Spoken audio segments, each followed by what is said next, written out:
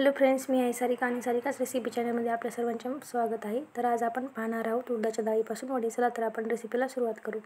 हे पहा, मी इथे 1 वाटी उडदाची डाळ घेतलेली आहे। ती छान स्वच्छ धुवून घ्यायची आणि 3 ते 4 तास अशीच पाण्यामध्ये भिजत ठेवायची आहे। हे पहा, 3 ते 4 तास मी अशीच पाण्यामध्ये भिजत ठेवलेली आहे। ही आता आपण मिक्सरला लावून घेऊ, त्याची पेस्ट बनवून घेऊ। पहा, मी आता ही छान पेस्ट बनवून घेते मिक्सरला लावून।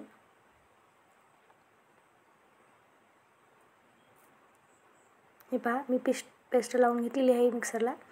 आता ही आपण एका बाउलमध्ये काढून घेऊ। हे पहा, मी इथे एक बाउल घेतलेला आहे, त्याच्यामध्ये हे आपण काढून घेऊ। त्याच्यामध्ये 1 वाटी गव्हाचं पीठ टाकू, अर्धी वाटी बेसन पीठ घालू, मी एक छोटा कांदा किसून घेतलेला आहे, लसूण घेतलेला आहे आणि कोथिंबीर,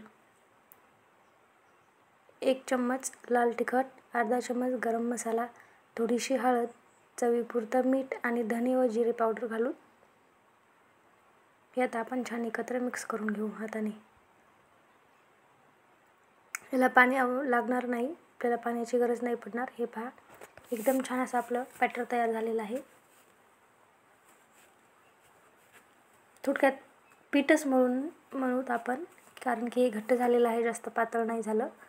हातावर आपल्याला वडे करून घ्यायचे आहे त्याच्यामुळे घट्टच करून घ्यायचं आहे, जास्त पातळ नाही करायचे। मी एका वाटीमध्ये काढून घेणार आहे।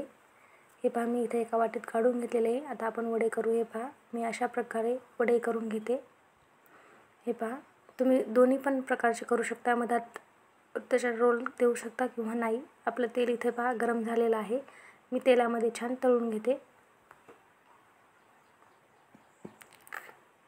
लाल होईपर्यंत तळून घ्यायचे।